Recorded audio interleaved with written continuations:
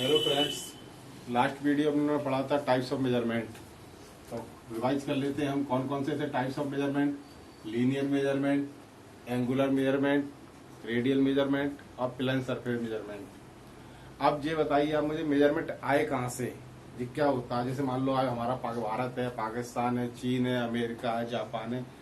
अगर ये एक स्टैंडर्ड यूनिट के थ्रू नहीं जुड़े हुए हैं तो सब लोग अपना अपना मीटर का माप अलग अलग नापेंगे। कुछ भी हो सकता है कि नहीं हो सकता, पॉसिबल है कि नहीं। हाँ, सही बात है कि पॉसिबल है। इसलिए सभी देशों ने मिलकर एक अंतर्राष्ट्रीय कार्यालय बनाया जो फ्रांस की राजधानी पेरिस में है, जहाँ एक कार्यालय में प्लेटिनम इरेडियम की छड़ 0 डिग्री सेंटीग्रेड पर एक मानक मीटर रखा गया है। उससे क्या हुआ कि सभी देशों ने उस मानक मीटर के आधार पर एक नाप तैयार किया। जैसे मान लो रॉड है, कोई इतनी बड़ी रॉड है तो उसको 1 मीटर का दर्जा दे दिया। प्लेटिनम इरेडियम की छड़ है वो एक, तो उसको 1 मीटर मान के उस कार्यालय में रखी हुई है, उस ऑफिस में रखी हुई है। तो सभी देश जाते हैं और अपना अपना 1 मीटर उसके हिसाब से माप के लाते हैं और अपने देश में उन्होंने उसको 1 मीटर मान लिया है। इससे क्या हुआ कि मान लो पाकिस्तान वाले उसको मान रहे हैं, इंडिया वाले भी, अमेरिका वाले भी, जापान वाले भी, चीन वाले भी। तो क्या वो सभी के लिए मीटर की वैल्यू 1 है, मतलब एक स्टैंडर्ड हो गया, उसको बोलते हैं स्टैंडर्ड यूनिट। तो हमारी लीनियर मेजरमेंट में जो लंबाई है उसकी यूनिट क्या है, मीटर। ठीक है, ऐसे ही अब क्या होता है, माप लेने के तरीके क्या है, हमने पढ़ा था लीनियर मेजरमेंट, फिर क्या था लीनियर मेजरमेंट, फिर दूसरा क्या था हमारा एंगुलर मेजरमेंट, तीसरा क्या था हमारा रेडियल मेजरमेंट, चौथा क्या था हमारा plane surface measurement. Plane surface, linear मतलब होता है एक सीधी लाइन की लंबाई को नापना, हम लीनियर मेजरमेंट के अंतर्गत आते हैं। एंगुलर मेजरमेंट जब दो रेखाएं आपस में क्रॉस करते हैं, उनके बीच में जो कोण बनता है, आपस पर दो रेखाओं के परस्पर आपसी झुकाव को हम कोण कहते हैं, और उस कोण को मापने के लिए एंगुलर माप प्रयोग किया जाता है। इसके लिए फिर रेडियल माप क्या, किसी जॉब में मान लो रेडियस वगैरह है तो उसको मापने के लिए हम रेडियल माप के द्वारा मापेंगे। तीसरी क्या है, प्लेन सरफेस की बात, समतलता चेक करने के लिए। क्या होता है, समतलता चेक करने के लिए, समतल है कि मतलब ऊंची नीची तो नहीं है। तो लीनियर मेजरमेंट के लिए क्या होता है, steel rule, scale, vernier calliper, micrometer. Angular में क्या आ जाता है हमारा, vernier bevel protractor, sine bar. Radial measurement में क्या होता है, radius gauge. Plane surface measurement में क्या आता है, ट्राई स्क्वायर, ईटीसी। अब आता है हमारा माप लेने के तरीके। ये तो हमारे टाइप्स ऑफ मेजरमेंट हो गए। अब क्या होता है हमारे माप लेने के तरीके, मेजरमेंट मेथड। क्या होगा, मेजरमेंट मेथड, METHOD मेथड। अब कौन कौन से होते हैं, एक तो होता है डायरेक्ट मेजरमेंट। क्या होता है, डायरेक्ट मेजरमेंट। दूसरा होता है इनडायरेक्ट मेजरमेंट। डायरेक्ट मेजरमेंट मतलब क्या होता है, प्रत्यक्ष माप, और दूसरी अप्रत्यक्ष माप। प्रत्यक्ष माप मतलब जैसे हम दर्जी के पास गए, हमने डायरेक्ट इंची टेप से उसने नाप लिया, हमको प्रत्यक्ष। तो जॉब और टूल के बीच में, मेजरिंग टूल और जॉब के बीच में डायरेक्ट संपर्क होना। मान लीजिए ये हमारा मेजरिंग टूल है और ये हमारा जॉब है या वर्क है। अब मेजरिंग टूल के द्वारा डायरेक्ट इसको नापना, तो वो हमारी क्या हो जाएगी, डायरेक्ट मेजरमेंट होगी। मेजरिंग टूल किसको बोलेंगे हम, पहली कंडीशन, जिसपे मार्किंग होगी।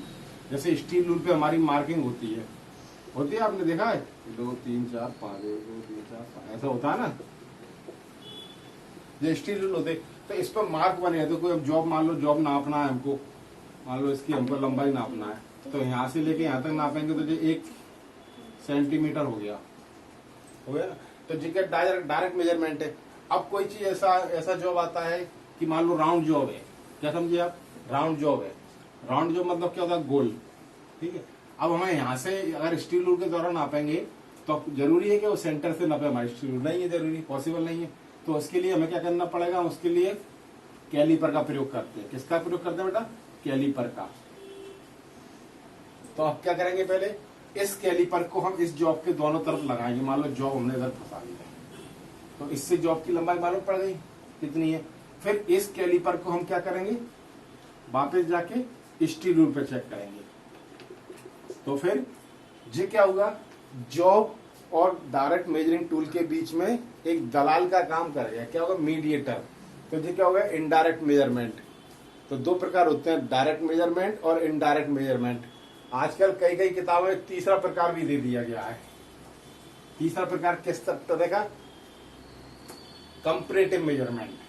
कैसा, कंपैरेटिव मेजरमेंट, मतलब तुलनात्मक, एक दूसरे से तुलना करना। अब तुलना कैसे करना पता पड़ा, कई बार क्या होता है, उन्होंने कहा नापेंगे तो नापेंगे, अब तुलना क्या है, उन्होंने साहब जी आदमी लग रहा है ऐसा,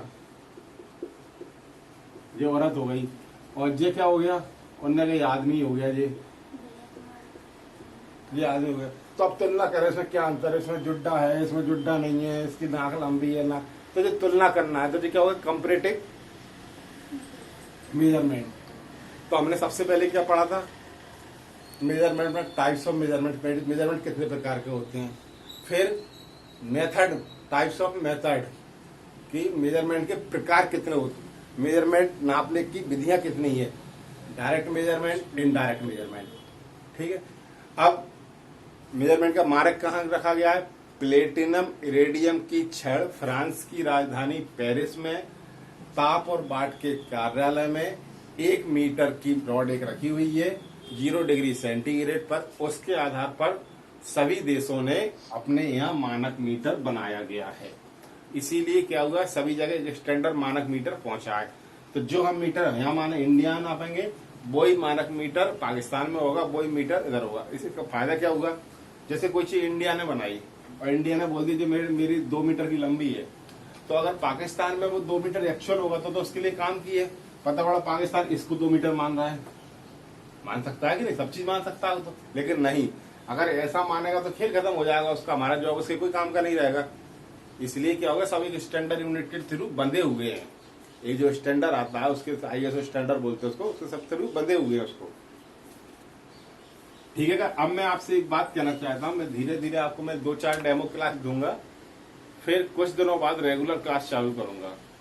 मैं machinist, fitter, Turner theory plus engineering drawing, किसी भी सब्जेक्ट ट्रेड हो उसकी इंजीनियरिंग ड्राइंग आप यहाँ मेरे से पढ़ सकते हैं।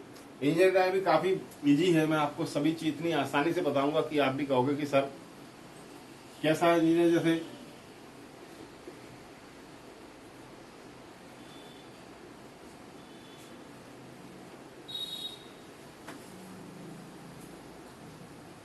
इस तरह से इंजीनियरिंग ड्राइंग हो गई आपकी।